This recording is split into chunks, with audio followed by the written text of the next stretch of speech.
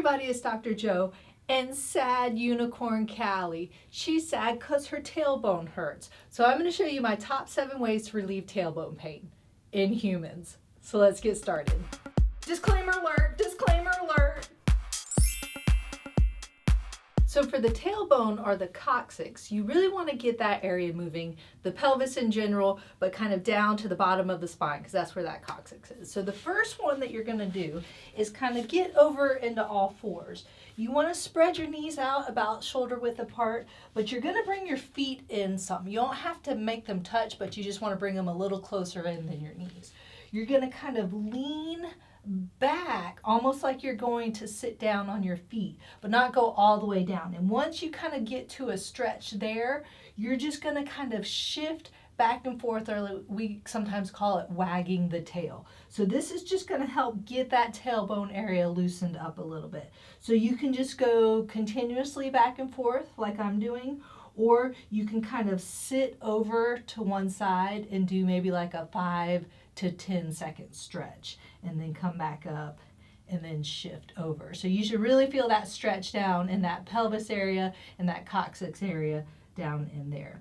So then after that, you're going to come back up onto all fours and do a cat dog. Some people call it cat cow, whatever you want to call it. I like the cat dogs. So the cat, you're going to come up, arching up your back and tucking in your chin. So you're going to come up like this, just like when a cat stretches, really trying to stretch everything there.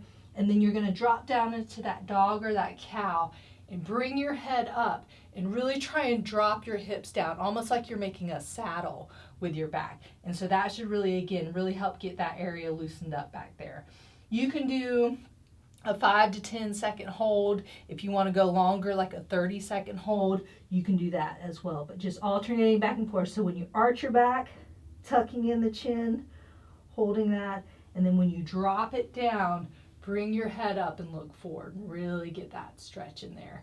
So you can go back and forth maybe 5 times. If you're doing a longer stretch like 30 seconds, then you can just do 3 times each way.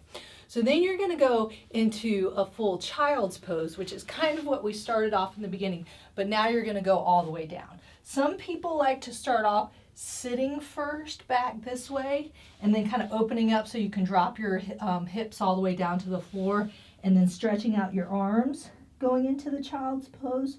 Or some people like to bring out their arms first and then sit back into the child's pose, or the prayer stretch is what we call it sometimes. So you can do either one, but this one you actually want to hold that stretch for about 30 seconds. So really getting that nice full stretch in there. Come back up, kind of let it all stretch out. And the further you can get your bottom down to the floor, the better stretch you're going to get. So if you want to kind of spread your feet out of the way a little bit, if you have that flexibility, you can do that. Now, if you don't have that much flexibility and you're just coming to here, that's fine. You want it to be a comfortable stretch, but feeling the stretch, feeling some tension in there. So then you're going to go into a kind of a Cobra Pose. And so the Cobra Pose, you're just coming down onto your stomach and then pushing up this way. So just really kind of trying to get that stretch. Drop the hips down if you can, and then really get that pull up there.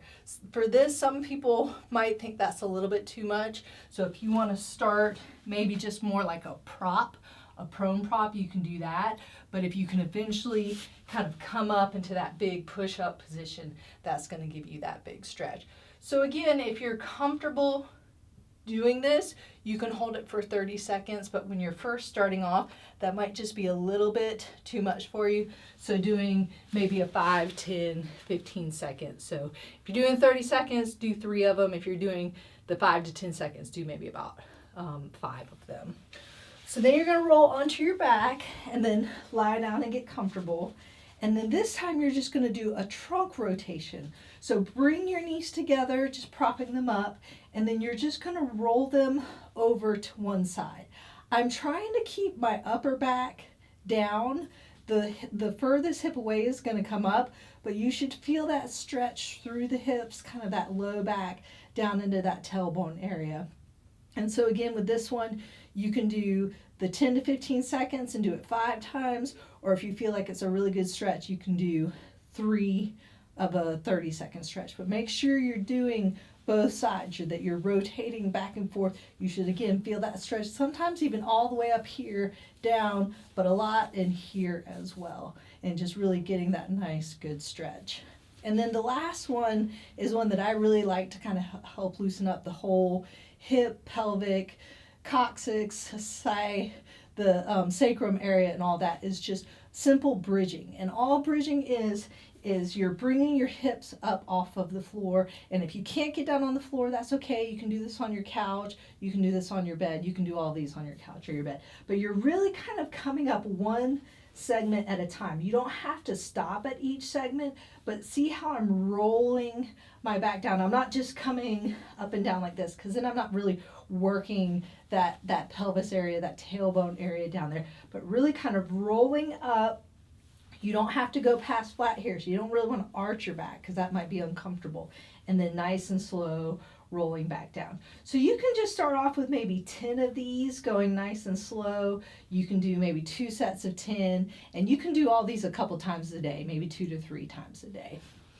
Yeah, so there you have it. Those are my top 7 ways to relieve tailbone pain in humans. If you'd like to help support my channel, make sure and click on the link up there. And don't forget to subscribe where? Right down there. And remember, be safe, have fun, and I hope you feel better soon.